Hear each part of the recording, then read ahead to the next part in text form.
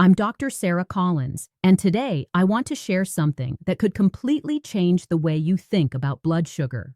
For over 20 years, I've watched people who do everything right with diabetes, checking their numbers, counting carbs, taking medication exactly as prescribed, and still wake up every morning with blood sugar that's way too high. They go to bed at 1:05 and wake up at 1:48 in the morning, and nothing makes sense. They haven't eaten anything, yet their numbers spike.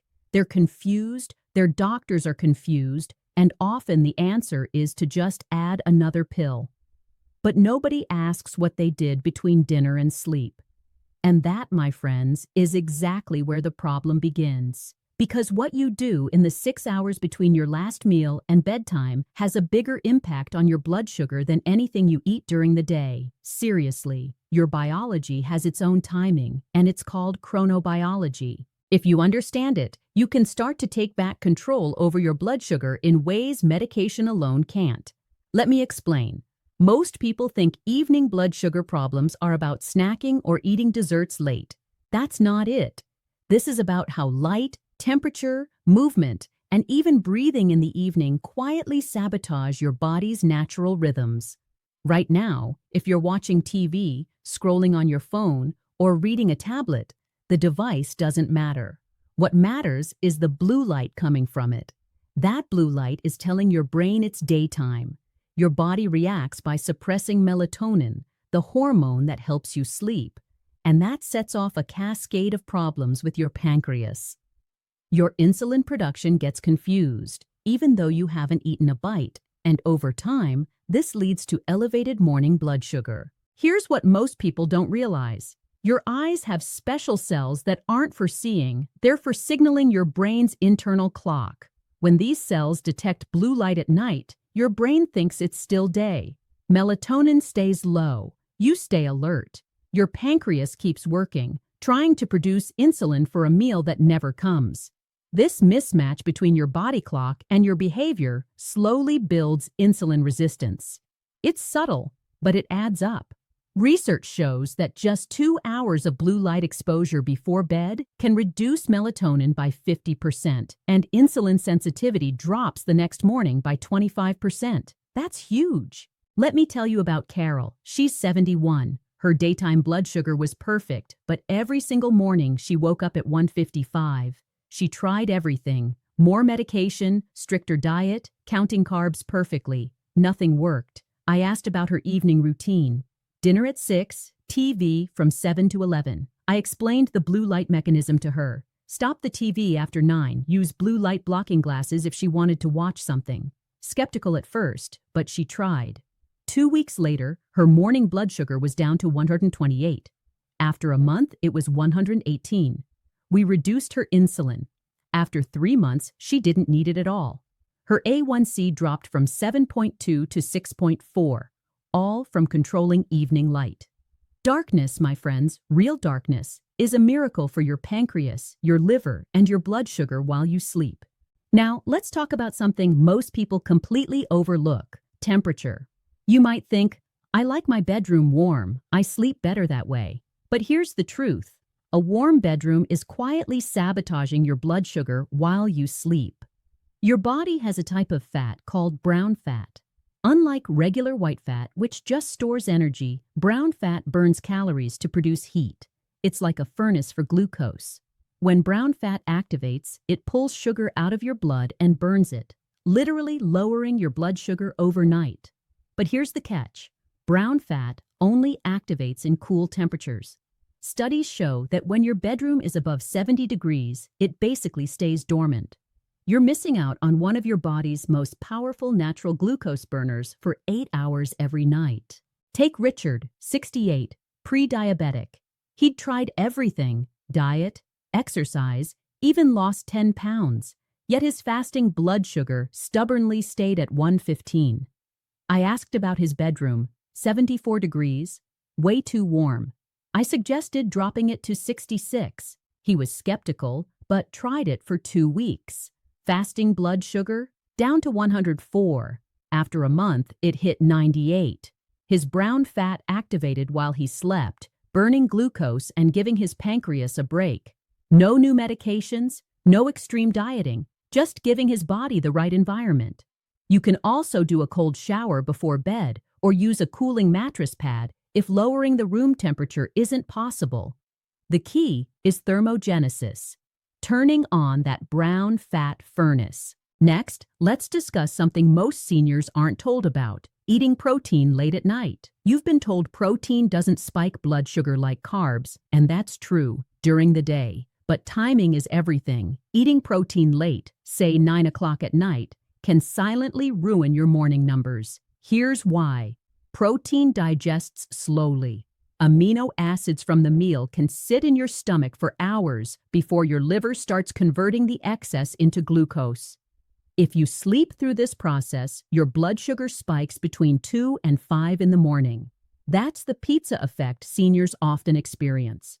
Your stomach empties slower as you age, digestion takes longer, and that late-night protein turns into glucose while you sleep. Frank, 73, type 2 diabetes, experienced this firsthand. Dinner at 7, snack at 10, every night. Morning blood sugar, 160. Added long-acting insulin, barely helped. I explained the delayed glucose mechanism and had him stop eating 3 hours before bed. No snacks, no protein after 7. 1 week later, morning blood sugar dropped to 132. 2 weeks, 118. After a month, he was off insulin entirely. His body was no longer producing unwanted glucose in the middle of the night.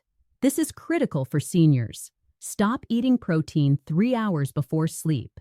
If you must have a small snack, stick to fat, olives, a spoon of nut butter, but no protein or carbs. Let your digestive system complete its work before bedtime. Even when you control light, temperature, and meal timing, there's still one sneaky habit that elevates morning blood sugar: breathing while you sleep. Mouth breathing or even light snoring can trigger a stress response in your body, causing your liver to dump glucose overnight. Oxygen drops, cortisol rises, and your blood sugar spikes, all while you sleep peacefully, thinking everything is fine. In Part 3, I'll show you how a simple nightly adjustment can fix this and stabilize your morning numbers dramatically. Even if you've fixed your light, cooled your bedroom, and stopped eating late, there's still something most people never consider: how you breathe while you sleep. Mouth breathing, even lightly, can silently wreck your blood sugar overnight. When you breathe through your mouth lying down, your airway partially collapses. Your tongue falls back, the throat narrows, and your body doesn't get oxygen efficiently. Normally, your oxygen saturation should be 95 to 100% while you sleep. Mouth breathers often drop to 88 to 92%. That small drop triggers what's called nocturnal hypoxia, mild oxygen deprivation. Your brain senses danger and activates your fight-or-flight system. Cortisol and adrenaline spike. Your liver responds by releasing glucose into your bloodstream. This happens dozens, maybe hundreds of times while you sleep, raising morning blood sugar without you even eating anything. Helen, 69, type 2 diabetes, A1C 7.6, lived this. Her daytime numbers were perfect. After meals, 125. Before dinner, 110, but every morning, 165. Her doctor added more medication, barely helped. I asked about her sleep. She slept fine, but her husband mentioned she snored lightly. That meant mouth breathing. Her oxygen dropped repeatedly. Her liver dumped glucose all night. We used a simple fix: mouth tape. Just a small strip of medical tape over her lips before bed. You can still breathe through your nose. It's safe, effective, and forces nasal breathing. Her first morning, blood sugar was 142. After 2 weeks, 128. After a month, 118. Her A1C dropped to 6.8, 47 points down, all from breathing properly. And while proper breathing fixes one part, there's another silent culprit: sitting right after dinner. Many seniors eat at 6, then flop on the couch to watch TV for hours. That sedentary behavior leaves glucose rotting in your blood. Normally, insulin moves sugar into cells. Muscle contraction does the same thing, without insulin. Just 10 minutes of walking after a meal can lower blood sugar by 20 to 30 points. Muscles pull glucose directly from your bloodstream, opening doors your insulin would normally use. Dorothy, 74, type 2 diabetes for 15 years, A1C 8.2, experienced this. Dinner at 6, then 4 hours of sitting. Her blood sugar stayed high, pancreas working overtime. I told her to walk 10 minutes immediately after dinner, just 10 minutes around the block or the house. First night, her post-dinner reading dropped from 185 to 152. After 2 weeks, evening numbers averaged 145. After a month, 138. Fasting blood sugar fell to 128. We reduced one medication. After 3 months, her A1C dropped to 7.3. That's the power of movement, muscle contraction, and timing. It's simple, non-negotiable, and it works. So now, let's recap. 5 evening habits quietly spike blood sugar: blue light exposure, sleeping in a warm room, eating protein late, mouth breathing, and sitting after meals. Each of these alone is a problem. Together, they can raise your blood sugar by 40 to 60 points. But the amazing thing is that each can be corrected. No pills, no expensive devices, just behavior changes based on your body's natural rhythms. Chronobiology, your internal clock, controls insulin sensitivity, liver glucose output, and muscle glucose uptake. Understanding it is the key to stabilizing blood sugar, reducing medications, and improving long-term health. Now that you understand the 5 evening habits quietly spiking your blood sugar, it's time to put it all together into a complete step-by-step protocol that works synergistically. This is how you take control and finally see real results. Start tonight. Don't wait. You've got the knowledge. Now it's about action. First, eliminate blue light at least 2 hours before bed. That means no phone scrolling, no TV, no tablet reading. If you must use a screen, wear blue light blocking glasses from 8 o'clock until bedtime. Dim your lights, use warm or red bulbs. Create true darkness in your bedroom. Blackout curtains, no night lights, no glowing clocks. Darkness allows melatonin to rise, signals your pancreas to rest, and prepares your body for deep, restorative sleep. Your insulin works more efficiently, and your morning blood sugar stabilizes. Second, optimize bedroom temperature. Drop it to 66 degrees or below. Use extra blankets if needed to stay comfortable. The goal is brown fat activation. This natural furnace pulls glucose from your blood while you sleep. Even if your house can't be cooled, a cold shower before bed or a cooling mattress pad works wonders. Your metabolism literally burns sugar while you sleep. This alone can lower fasting blood sugar by 10 points or more in just a few weeks. Third, meal timing is critical. Stop eating 3 hours before bed. Dinner at 7? No snacks after that. Avoid protein late at night. Steak, cheese, chicken. Even healthy protein can turn into glucose while you sleep. If you're hungry, small amounts of fat, like olives or nut butter, are safe. This prevents the delayed glucose spike that many seniors experience in the early morning hours. Your liver stays calm, your pancreas rests, and your morning blood sugar stays in the ideal range. Fourth, breathing optimization. If you snore or mouth breathe, try mouth tape. A small strip of medical tape over your lips forces nasal breathing, keeping your airway open. Oxygen stays high, stress hormones stay low, and your liver doesn't dump glucose into your bloodstream. Morning blood sugar drops dramatically. If you have sleep apnea, follow your CPAP therapy, but for mild mouth breathing, this simple habit alone can transform your fasting numbers. Finally, post-meal movement.